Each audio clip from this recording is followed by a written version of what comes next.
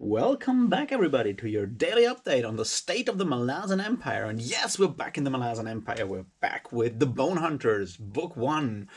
The, I think, Thousand-Fingered God, if I have not forgotten what the actual name of this book is. Book 1, Part 2 of the Ramblings. The scarf is growing slowly, not too fast at the moment. I spent the day doing actual label work and personal stuff like dealing with my health insurance and other things to then be able and pay for more vinyls because that shit is expensive. Just saying.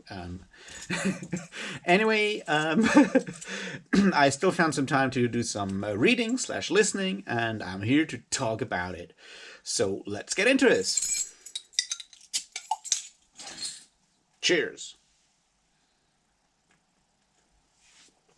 And once again, drinking the Pilgrim beer, which, is kind of makes sense because once again, a lot of people are spending a lot of time walking through dust, which is what pilgrimage is all about if you're actually taking this seriously. Otherwise, you're, going through Spain, getting drunk every evening and annoying the locals, which is fine. Just don't do it during a pandemic, all right? Uh, but let's get into more important things. So there's a bunch of things happening in chapters 3 and 4 that I want to look at. I'm not sure like how to order it, but definitely we should talk about something here that's sort of connected. We need to talk about Kachain Chamal. And I know we've spoken about them before. We saw the Kachain Chamal stuff going on in Memories of Ice and some more in Midnight Tides. And there was one scene, I have forgotten where that was. I think it might have been in Midnight Tides. It might have been somewhere else, where the whole situation with the short tails and long tails was explained by someone, possibly Bug. And my mind is a sieve, and I can't actually figure out where that was, but somewhere it explained that some of the Kachain Chamal matrons decided to resurrect a breed of Kachain Chamal with short tails, a more primitive version of the Kachain Chamal, and then things went pear-shaped for the Kachain Chamal. And that is important because we are now, this time round, we have two different places where Kachain Chamal with short tails show up. Yes, I know there's a different name for Kachain Chamal with short tails, but it's one that we have not yet heard, so I'm not going to use it because spoilers and shit, right? We're just going to call them short tails, more primitive Kachain Chamal that were instrumental in what happened with the Kachain Chamal when it happened. Now, the first thing there is that once again, so basically we have all these like older races. We have the Talane Mass, we have the what they're called the Jackhad, we have the Forkroll Assail, and we have the Kachain Chamal. And where we basically start out the books at the series with Gardens of the Moon and all of this stuff being the world being mostly a human world. We then are introduced to some Talani Mass, and we're also introduced to some Jagad. It kind of feels that over time, these other older races that, like, I mean, our beginning understanding is that basically they're all dead. They're all gone. I mean, obviously the Talana Mass are dead, but still not gone because they're undead. But there's almost no Jaghads left because of the Jaghad War. No one has seen any Forkroll Assail because, like, everyone was also fighting the Forkroll Assail, and the same with the Kachain Chamal. And we have some resurrections in Memory of Ice of undead Kachain Chamal, but still no living Kachain Chamal. And things continuing like that. And over time, these other races, all of them sort of rear their heads. There's obviously a lot of Talana mass. We meet way more live Jaghad than is comfortable for any proper Talana mass, right? There's so many of them hanging around everywhere, basically, that, like, I mean, for a species that is basically has been extinct and is also about being being very, very much about not, hating society and living a hermit's life somewhere in the middle of nowhere, hiding from Talana Mass, right? And then at the beginnings of House of Chains, we meet our first Fulcral Assail. There is more Fulcral Assails showing up in Midnight Tides. We have now met our first living short-tail Kachain Shamal. I don't think we have met a living Kachain Shamal before that. I mean, well, for a certain term of living, maybe that matron in Memories of Ice, but now we meet more of them. And what I'm trying to say here is that over time, where we start the series with a universe ruled by men, mostly by men at least, the other peoples, the non-human people, the very long-lived, very ancient races, so to speak. I don't want to use the word race here. Like, let's call them kindreds or species. Let's call them species, because that's basically what it is. They're all rearing their heads. First, we have like a couple of Tist Andy. Then we meet some Tist Edur. We've also met some Tist Liosan at this point. So the Tist people are becoming more and more prevalent, or the deeper we dig into this world of the Malazan world, the more aware we are, or the more we are made aware of the fact that that humans are basically just a surface layer on this world on this Malazan world, and all these other powers are definitely still there. Now, as sort of the last one, or the second to last one, that is becoming more dominant here, we are talking about the Kachain Shamal, which are sword-wielding dinosaurs who also use sci-fi technology, to put it bluntly. And that is very, very frightening indeed, and very cool indeed as well, because space dinosaurs, fuck yeah, right? And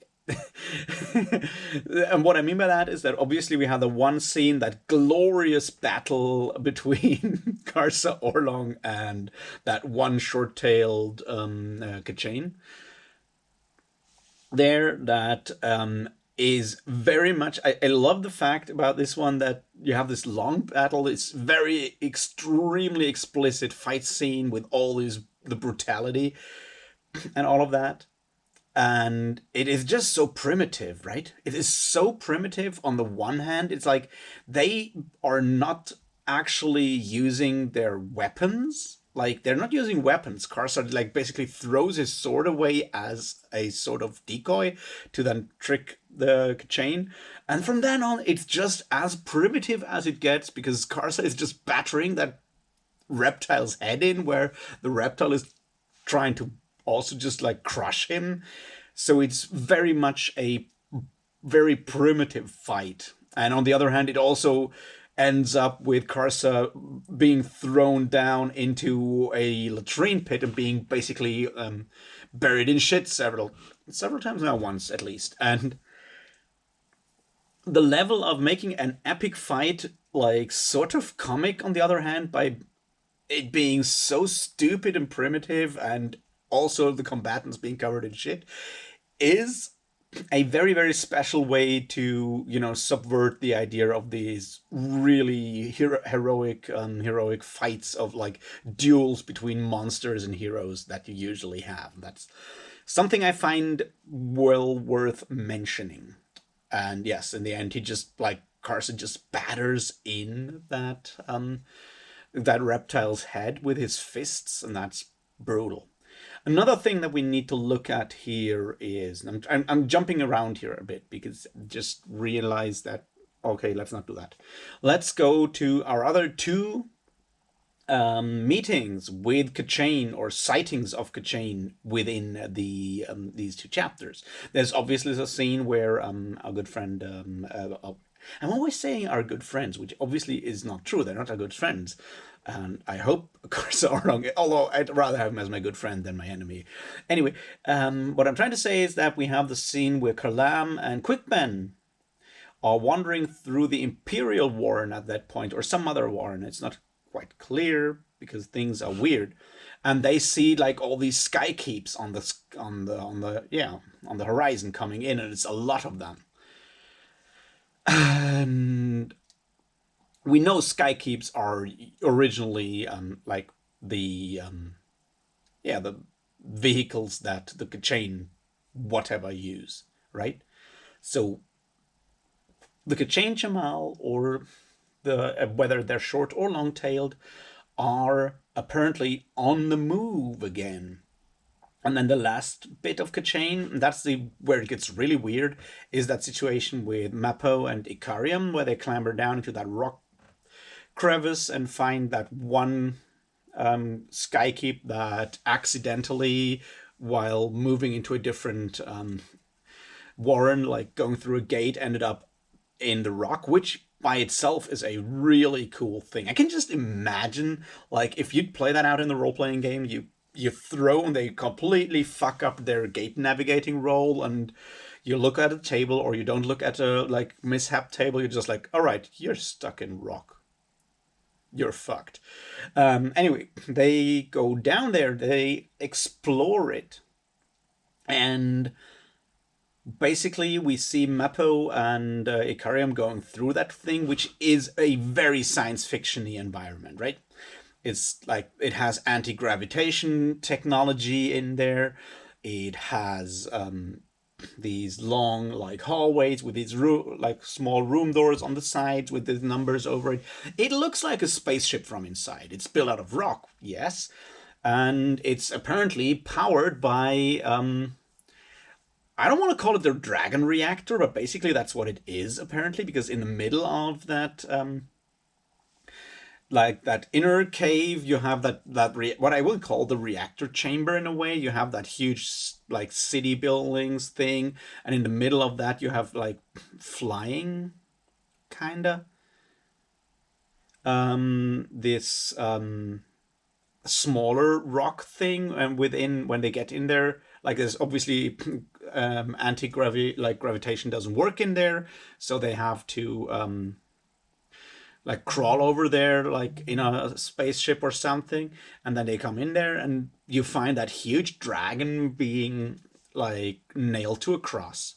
And this is interesting because this is obviously, it was like put there to bleed out, and it's aspected to Cirque, which is the Warren of Air, right, and flying. We know that because we learned it in Memories of Ice, when Quickben uses it to jump over or fly over the soldiers when he enters what's the name of that city that got Kapustan, right? When he enters Kapustan and tries to trick Hood into revealing himself, which obviously works. So we know what Cirque does, and now we know on the other hand that our dragon is aspected to the Warren of Air and flying, and is in the center of a skykeep that used to fly.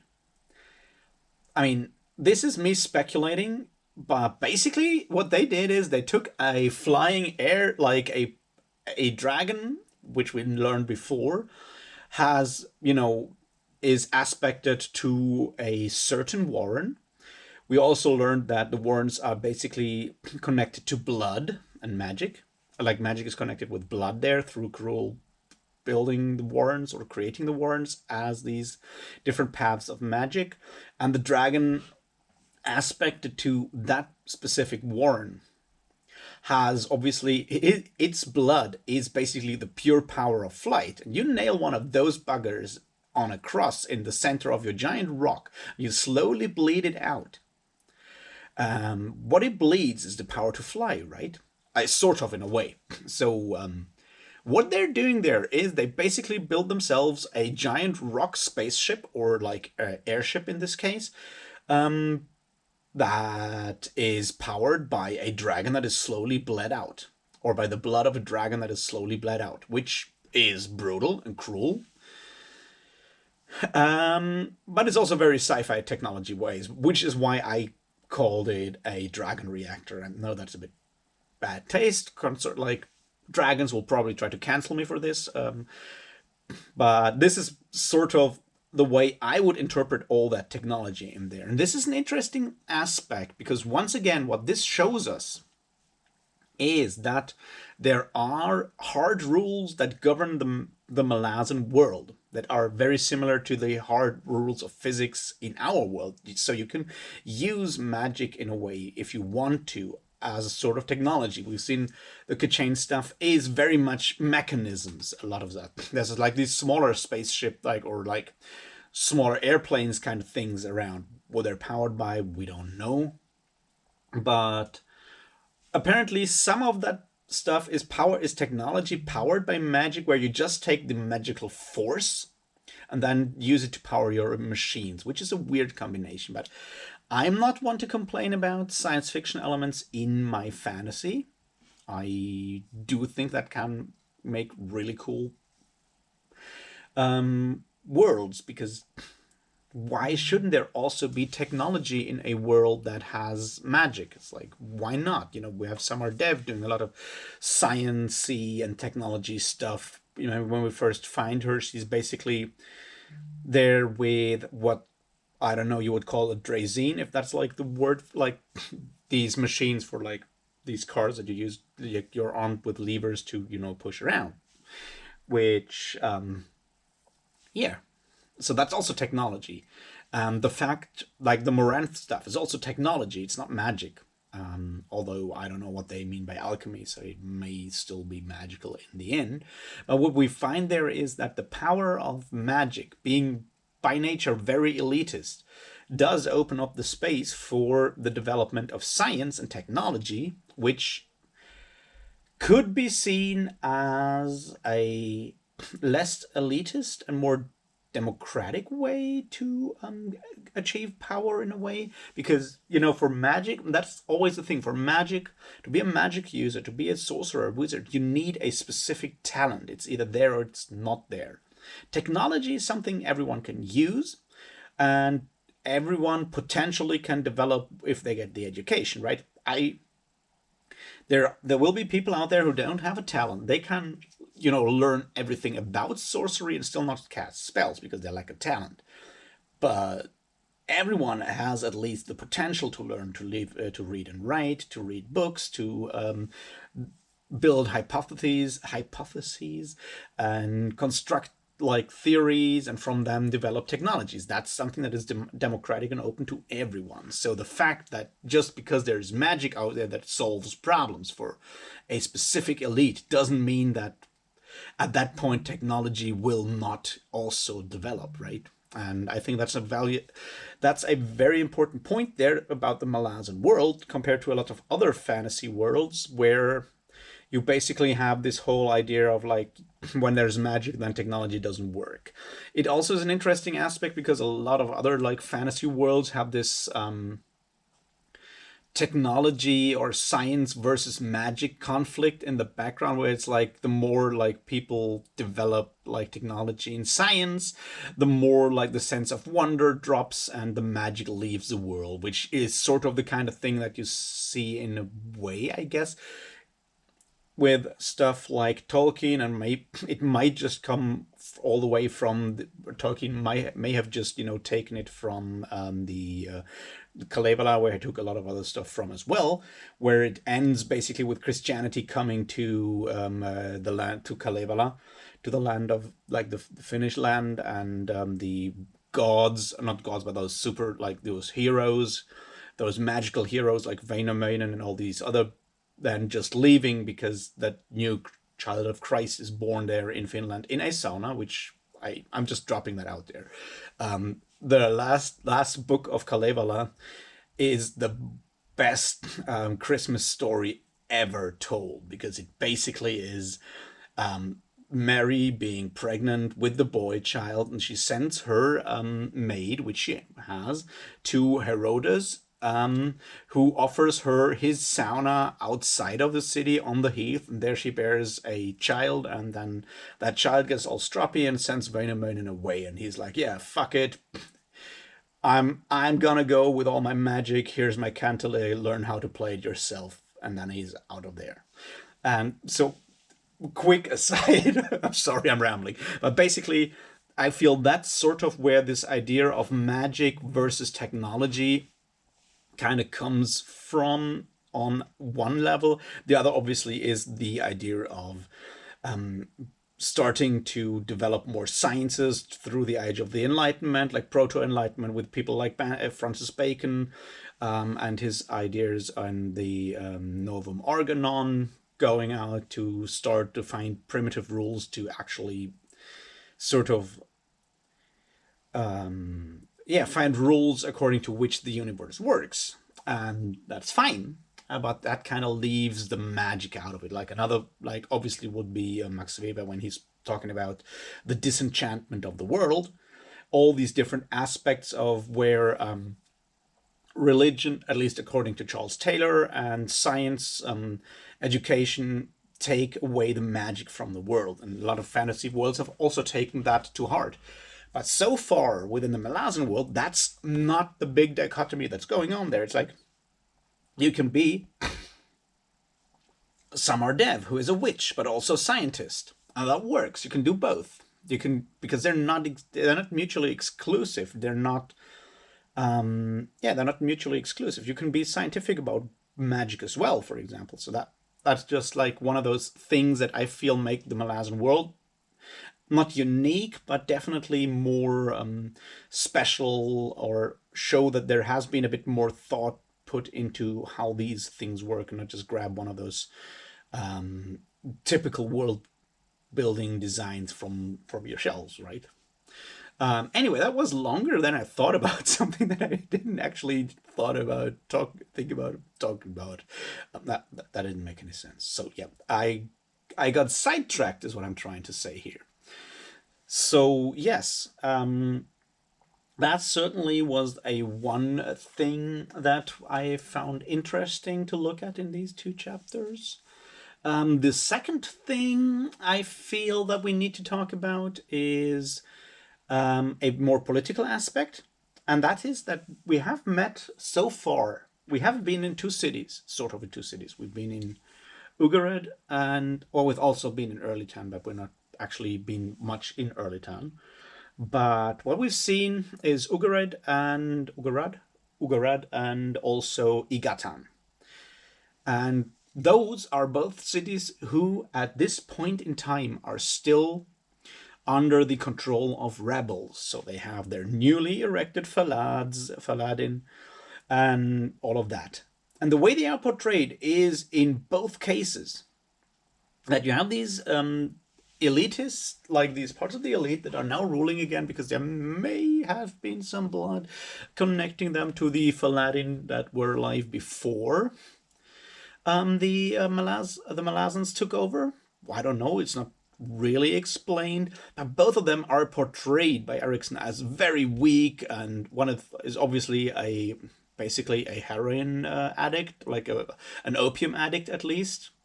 That's the one in Igatan. The other one is probably very young, and like at least also very childish. I think he's very young. Yeah, he's a kid basically. And what that like shows us that is that there's a clear skepticism towards how rebellions work, because they threw off the very competent administration of the Malazans. Well, it was corrupt in a way, obviously, we learned that as well. What they get instead is extremely incompetent leaderships, right? The besieging army outside of Ugarad, around that fortress where Karsa Olong has his shitfest, is very much is very incompetent. No one knows anything. It's disorganized. It's terrible. And the Faladin doesn't really understand that because he's like the Falad doesn't understand that because he's living in his like own dream world where he's living in an extremely decadent lifestyle with like slaves chewing the mint leaves with oil and putting that in his bath to have his feet bathed while people are around him like dropping from the heat and shit like that. And then you have this other situation out there on the cities, which in Igatan, who is like this, opium addict who's then killed immediately by Leoman because Leoman's a bastard. But how to say? What was I going to say? It's like it shows that while the goal of, or at least the pressures leading to the rebellion might be very much justified because there was Malazan corruption and stuff like that, most of like the result was anything but a better state for the people, right? It was actually worse because there were, instead of corrupt but competent organizers, rulers, they are now ruled by people who are most likely at least as corrupt but also incompetent, and everything is basically going to Hood's Gate at this point because there's lack of organization, and that is something that we also obviously saw already in Shaikh's camp, where also things were falling apart long before the Malazans showed up and killed her. But the thing is, like, this rebellion could not sustain itself, which obviously is also connected back to that idea that the whole concept of the apocalypse is not about creating a better world, but just about destroying the other one. So then you have like no perspective to actually organize a better world afterwards. And we see that now. It's like for the common people, things got even worse, and these throwbacks to the time before the Malazan world that are popping up there are not a good alternative. Now, I'm not gonna go too deeply into this, I think, but yeah, let me think.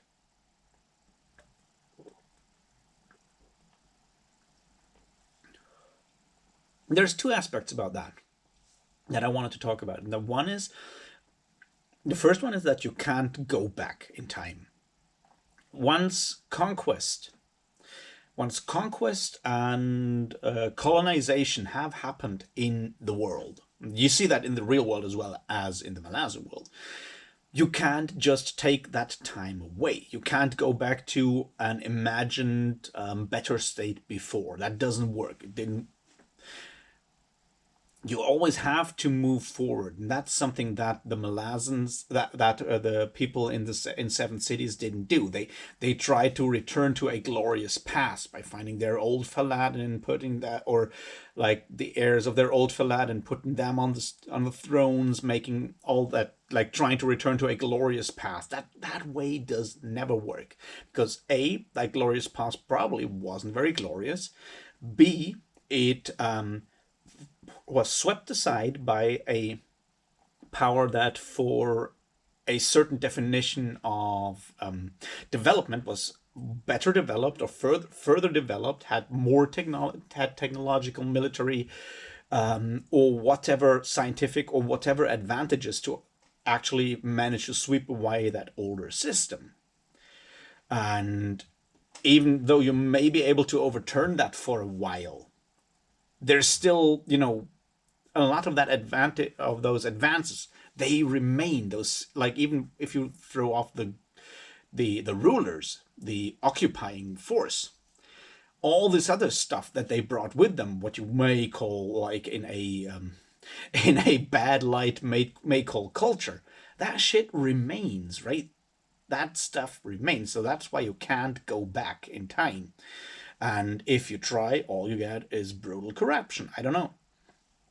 Look at a lot of situations where once a colonizing power has been thrown off or removed themselves more or less voluntarily in our world. Look at how those places for a while continue, because they've been bled out by the colonizers, right? They've been bled out when it comes to resources and stuff like that, and then they're left with people who are not able to actually, come through on their like promises. That is something that we can see reflected here with those rulers in Ugarad and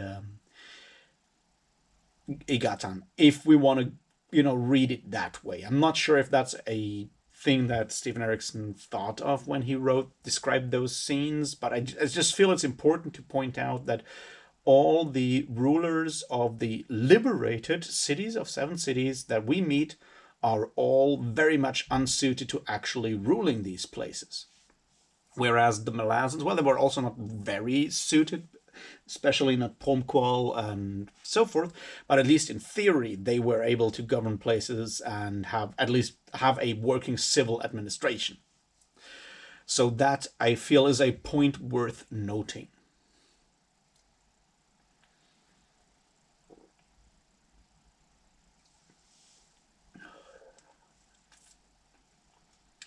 What else to talk about for today? I don't know. Um, I'm still looking at. Well, okay, so small bits. The new. Oh, no, he's a Soldier of Death, not the Herald of Death. Herald of Death, obviously, I don't know who it is at the moment, because remember, it was Gotho's brother, whose name I already forgot, who went over to the crippled god in Memories of Ice. But now we meet that Segula, who, by the one stripe on his mask, must be a killed Segula second, right? Yeah, that's right, because the first one doesn't have a stroke, and it's always like, yeah, one stroke less than your position. Okay, and anyway, and we meet him. He's very foul-mouthed. He's hunting someone called Skinner, whom we know is an avowed of the Crimson Guard that everyone is basically afraid of. But yeah, we don't know much more about Skinner yet. If you want to actually meet the guy in person, you need to read Return of the Crimson Guard and others of the Esselmont novels, because he's there. He's not a nice guy. He's badass, though. More bad than ass, actually. What I was trying to say is, we also get some hints dropped on the past of Darujistan and the Tyrant, and that the Tyrant might return, and that Segula, and that the Segula are linked to that. That stuff is also very interesting. If you feel you really want to know more about that whole like topic, and I'm not going to spoil or anything, but there are more novels that center around Darujistan. Once again, one of those is an Ian C. Esselmont novel. It's Orb Scepter Throne. If you want to sidetrack and figure out stuff about that, I wouldn't do it now, though, because there might be spoilers for Malazan stuff in there that has not yet happened. But yeah, and this is the important bit there. He leaves behind his lance. He drops that lance, and Grey Frog has it now. And it's one of those things where I said, like, yeah, I kind of forgot that the last time when I read it, but yeah, that might be important for very much later on. So just be aware of the fact that this just happened.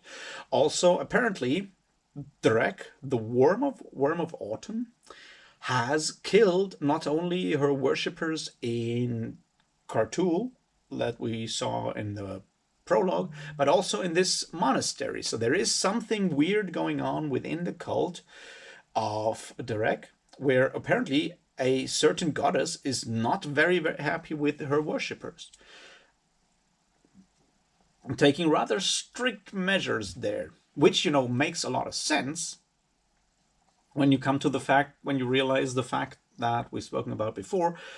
The ideas of their worshippers have an influence over the gods. So it may be that there was something going on there that she wasn't happy with, and she took extreme action there.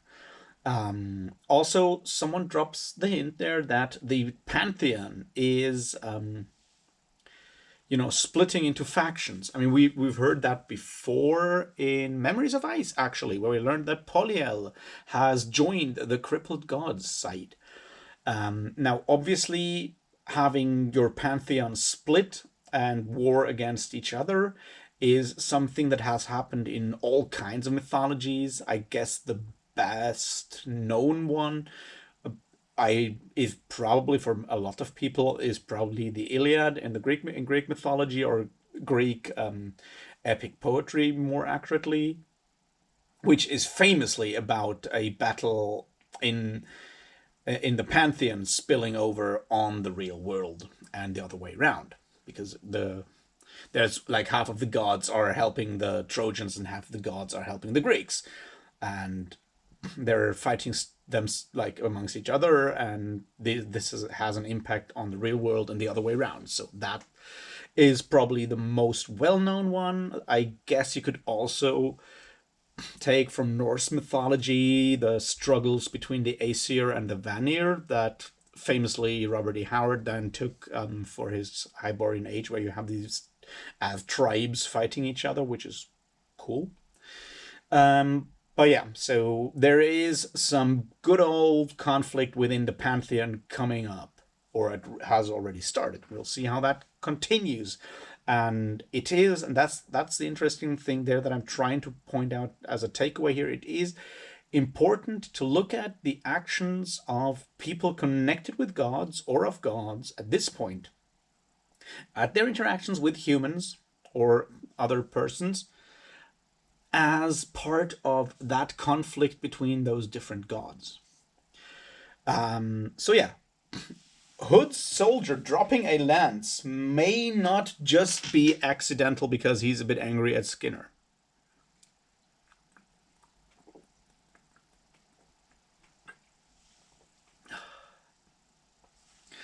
I don't know. There's definitely more that I just can't remember right now, that I don't think, I can make a big talk out of. So I guess I'll just leave it at that for today. I hope you have a great Tuesday evening. I'll talk to you tomorrow about the rest of book 1. And maybe until then, I'll have paid even more money for vinyl pressings and stuff like that. Until then, have a great Tuesday. Talk to you tomorrow. Cheers.